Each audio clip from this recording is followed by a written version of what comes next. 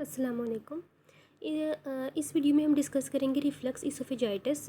Reflux oesophagitis को जो होता है वो हम गर्ड भी कहते हैं या फिर हम गैस्ट्रो इसोफेजियल रिफ्लक्स डिजीज़ कहते हैं। अब क्या होता है कि जो नॉर्मल हमारी इसोफेगस होती है, ठीक है, इसके अंदर जो नॉर्मल एपिथीलियम होती है वो हमारे पास होती है stratified squamous non keratinized epithelium. अब ये जो stratified squamous non keratinized epithelium होती है इसोफेगस में, स्पेशली जो हमारे पास proximal part of the esophagus होता है, ठीक है, और जो हमारे पास distal part of the esophagus होता है, ठीक है, यहाँ पर हमारे पास क्या होते हैं, म्यूकस ग्लैंड्स प्रेजेंट होती हैं। ये जो म्यूकस ग्लैंड्स होती हैं ये रिस्पॉन्सिबल होती हैं for the formation of mucin. ये म्यूसिन जो होता है ये हमारे पास क्या करता है, जो इनर लाइनिंग होती है और जो हम यहाँ पर जो म्यूकोजा होता है इसोफेगस को, उसको जो होता है ना वो कवर कर लेता है, और इस तरह से क्या होता है ये प्रोटेक्ट करता है इसोफेगस को फ्रॉम द हार्श इन्वायरमेंट। ठीक है, हार्श इन्वायरमेंट मीन्स कि जो हमारे पास फूड आ रहा होता है बोलस की फॉर्म में वो भी स्क्रैच कर सकता है इसोफेगस को।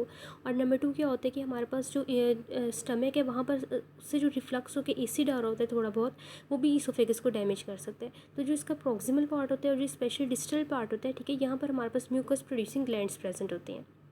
अब जो हमारे पास गैस्ट्रो इसोफेजियल रिफ्लक्स डिजीज़ है, ठीक है, ये क्या होती है, इसकी पैथोजेनेसिस क्या है।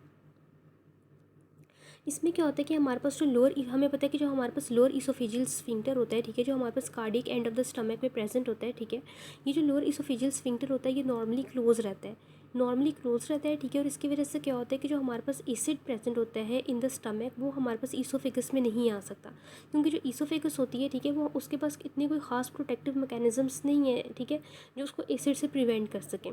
बेशक उसके पास म्यूकस ग्लैंड्स हैं लेकिन वो इतनी क्वांटिटी में नहीं होती कि वो उसको एसिड रिफ्लक्स से प्रिवेंट कर सकें या उसे प्रोटेक्ट कर सकें।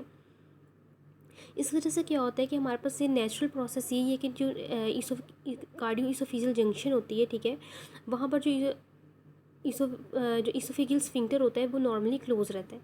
अब अगर किसी भी वजह से ऐसा हो जाए कि हमारे पास जो लोअर इसोफेगियल स्फिंक्टर है उसकी रिलैक्सेशन हो जाए, इसकी 2 रीज़न्स हो सकती हैं, ठीक है। नंबर 1 क्या हो सके, नॉर्मल जो हम स्वेलरिंग करते हैं, ठीक है, तो नॉर्मल स्वेलरिंग के दौरान भी क्या होता है कि हमारे पास वेगल स्टिमुलेशन होती है, यानी कि हमारा पैरासिम्पैथेटिक नर्वस सिस्टम जो होता है वो एक्टिवेट हो जाता है, और ये पैरासिम्पैथेटिक नर्वस सिस्टम जो होता है ये हमारे पास लोअर इसोफेजियल स्फिंक्टर को रिलैक्स कर देता है। एक तो रीज़न ये है कि नॉर्मल मैकेनिज्म है। नंबर 2 क्या होता है कि किसी भी वजह से हमारा इंट्रा एब्डोमिनल प्रेशर जो है वो इंक्रीज़ हो जाए। फॉर एग्जांपल हमारे पास बहुत ज़्यादा गैस एक्यूमुलेट हो जाए इन द स्टमक, ब्लोटिंग हो जाए, तो उसकी वजह से भी ऐसा हो सकता है कि हमारे पास इंट्रा एब्डोमिनल प्रेशर इंक्रीज़ हो जाता है, और जब इंट्रा एब्डोमिनल प्रेशर इंक्रीज़ होता है तो ये पॉजिटिव प्रेशर एक्सर्ट करता है on the oesophageal sphincter, lower oesophageal sphincter, जिसकी वजह से क्या होता है कि हमारे पास ओपन अप हो जाता है और एसिड जो होता है वो रिफ्लक्स कर जाता है या बैकवर्ड मूव कर जाता है इनटू द इसोफेगस। तो उसकी वजह से क्या हो सकता है, हमारे पास इसोफेगस का म्यूकोजा जो होता है वो इंजर्ड हो सकता है, और इसकी वजह से जो डिज़ीज़ प्रोड्यूस होती है उसको हम क्या कहते हैं, गैस्ट्रो इसोफेजियल रिफ्लक्स डिजीज़ कहते हैं या रिफ्लक्स इसोफेजाइटिस कहते हैं। तो ये हमारे पास क्या हो गया, नॉर्मल हमारे पास पैथोजेनेसिस हो गई है of the gastro oesophageal reflux disease. अब ये तो हमने 2 रीजंस पढ़ लिए, ठीक है। अब हमारे पास इसके अलावा बहुत से मैकेनिज्म्स हो सकते हैं, बहुत से रीजंस हो सकते हैं जो ये डिज़ीज़ कॉज करवा रहे हैं। नंबर 1 क्या हो सकता है, excessive use of alcohol. Alcohol जो होता है इसकी वजह से गैस्ट्रो इसोफेजियल रिफ्लक्स डिजीज़ हो सकती है। Number 2 excessive use of tobacco. फिर हमारे पास सर्टेन ड्रग्स होती हैं, फॉर एग्जांपल हमारे पास CNS डिप्रेसेंट्स होते हैं। देन प्रेगनेंसी में एक ये जो है ना ये फैक्टर हो सकता है। Next we have hiatal hernia. Hiatal hernia क्या होता है कि इसके अंदर जो नॉर्मल क्रूरा होते हैं, हमारे पास जो डायफ्राम होता है, डायफ्राम में हमारे पास कोई भी ना एबनॉर्मेलिटी प्रोड्यूस हो जाती है या फिर कोई ओपनिंग प्रोड्यूस हो जाती है, जिसकी वजह से क्या होता है कि हमारे पास जो स्टमक कंटेंट्स होते हैं वो हमारे पास एक्सटेंड कर जाते हैं इनटू द थोरेसिक कैविटी। इसे हम कहते हैं हाइएटल हर्निया। हाइएटल हर्निया की वजह से भी जो होता है ना वो गैस्ट्रोइसोफेजियल रिफ्लक्स डिजीज़ हो सकती है। Next we have delayed gastric emptying.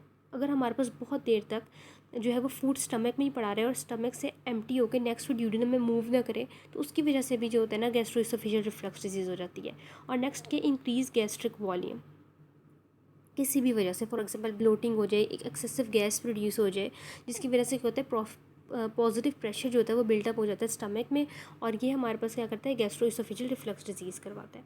ठीक है, ये हमारे पास क्या हो गया, इसके पैथोजेनेसिस हो गए, इसके और डिफरेंट कॉजेज़ हो गए। नेक्स्ट क्या होता है कि इस डिजीज़ की मॉर्फोलॉजी क्या है। अब हमें पहले पता है कि हम मॉर्फोलॉजी में हमेशा दो बातें डिस्कस करते हैं, एक हम ग्रॉस देख लेते हैं, दूसरा हम माइक्रोस्कोपी देख लेते हैं। अब अगर हम जो है वो इसोफेगस देखते हैं एक ऐसे बंदे की जिसे गैस्ट्रोइसोफेजियल रिफ्लक्स डिजीज़ है, तो ग्रॉस में हमें कुछ भी इतना खास पता नहीं चलता, सिर्फ ये होता है कि उसका म्यूकोजा जो होता है ना इसोफेगस का, वो बहुत ज़्यादा रेड हुआ हुआ होता है। तो ग्रॉस में तो सिर्फ हमें एक ही फीचर पता चलेगा, वो हमारा हो गया हाइपरीमिया। नाउ हमें माइक्रोस्कोपी पे क्या पता चलता है।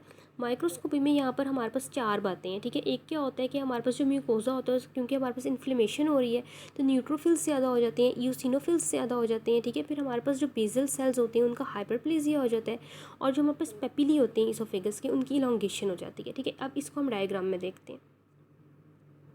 ये जो है इन्होंने नॉर्मल इसोफेगस दिखाई हुई है, ठीक है। ये इसका ऊपर क्या है, इसका म्यूकोजा है, ठीक है। फिर नीचे इसका क्या है, सब म्यूकोजा है। ये इसका पूरा म्यूकोजा है, ठीक है।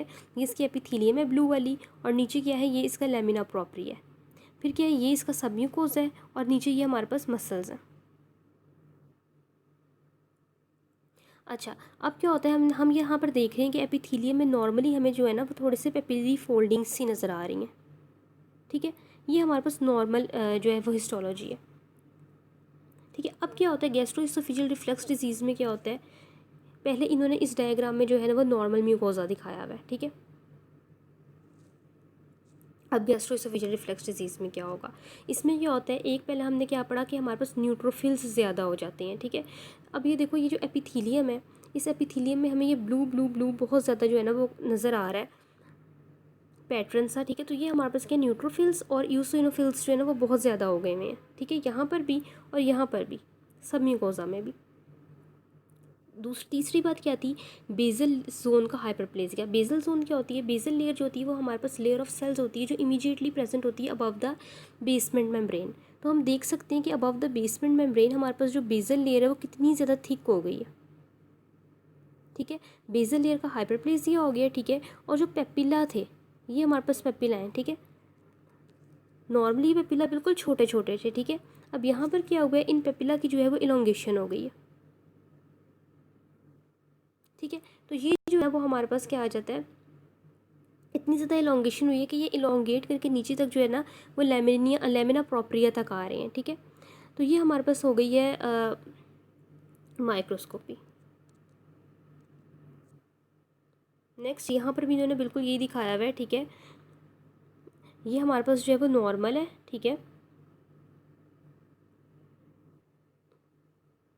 सॉरी, इस डायग्राम में इन्होंने जो है ना वो बेसिकली दिखाया हुआ है कि जो बेजल लेयर है उसका हाइपरप्लेजिया हुआ हो गया हुआ है, ठीक है। बेजल जो लेयर थी सेल्स की, ठीक है, इतनी ज़्यादा थिक हो गई है नीचे से, ये बेजल लेयर का हाइपरप्लेजिया हो गया। और यहाँ पर इन्होंने दिखाया हुआ है कि हमारे पास पेपिला जो है वो इनकी इलोंगेशन हो गई है, ये हमारे पास पूरी इलोंगेटेड पेपिला नज़र आ रहा है हमें। इसी तरह यहाँ पर इन्होंने जो है वो बेजल लेयर का हाइपरप्लेजिया दिखाया हुआ है, और इन्होंने क्या दिखाया हुआ है, पेपिला की इलोंगेशन दिखाई हुई है। और दूसरा हमें यहाँ पर एपिथीलियम में जो है वो बहुत ज़्यादा हमारे पास यूसिनोफिल्स पड़े हुए हैं, साथ में क्या पड़े हुए हैं, न्यूट्रोफिल्स पड़े हुए हैं। तो ये हमारे पास क्या हो गई, माइक्रोस्कोपी हो गई गैस्ट्रोइसोफेजियल रिफ्लक्स डिजीज़ की। और ग्रॉस में क्या होगा, ग्रॉस में सिंपल हमें हाइपरीमिया मिलेगा। नेक्स्ट क्या है कि हमारे पास क्लिनिकल फीचर्स क्या हैं इस डिज़ीज़ के, ठीक है। सबसे पहले क्या होता है कि हमारे पास डिजीज़ डेवलप होती है after 40 years of age, most cases में, ठीक है, क्योंकि हार्ड एंड फास्ट रूल नहीं है, लेकिन मोस्ट केसेस में। फिर क्या होता है, इसमें हार्ट बर्न होता है, जाहिर है हमारे पास इस जो है वो एसिड जो है उसका रिफ्लक्स हो रहा है, तो ऑब्वियसली हार्ट बर्न होगा। Dysphagia means difficulty in swelling होएगा, ठीक है। उसके बाद क्या है, रिगर्जिटेशन ऑफ गैस्ट्रिक कॉन्टेंट्स, ठीक है, क्योंकि हमारे पास एसिड का रिफ्लक्स हो रहा है तो साथ में गैस्ट्रिक कॉन्टेंट्स, ठीक है, उनकी भी रिगर्जिटेशन होती है। यहाँ पर रिगर्जिटेशन ऑफ गैस्ट्रिक कंटेंट से बेसिकली जो है ना वो हमारे पास इसका मतलब जो है वो एसिड ही है, ठीक है। नेक्स्ट क्या होता है कि हमारे पास इस डिजीज़ की कॉम्प्लिकेशंस क्या हो सकती हैं, ठीक है। अब कॉन्टीन्यूस हमें एसिड रिफ्लक्स हो रहा है तो उसकी वजह से क्या हो सकता है, हम म्यूकोजा की डैमेज की वजह से हमारे पास अल्सरेशंस प्रोड्यूस हो सकती हैं, ठीक है। थोड़े बहुत वहाँ पर हमारे पास हेमरेजेस हो सकते हैं, ठीक है।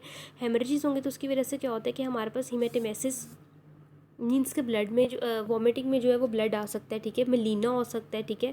फिर कॉन्टीन्यूस इन्फ्लेमेशन की वजह से वहाँ पर स्ट्रक्चर्स बन सकते हैं, ठीक है। और बैरेट्स ईसोफेगस हो सकता है। बैरेट्स ईसोफेगस मीन्स कि ईसोफेगस जो होता है उसकी एपिथीलियम में मेटाप्लेजिया हो जाता है। इसकी ट्रीटमेंट क्या है इस डिजीज़ की, हम प्रोटॉन पंप इनहिबिटर्स देते हैं, ठीक है। Proton pump inhibitors for example omeprazole, ठीक है। So this is all about gastroesophageal reflux disease. Thank you.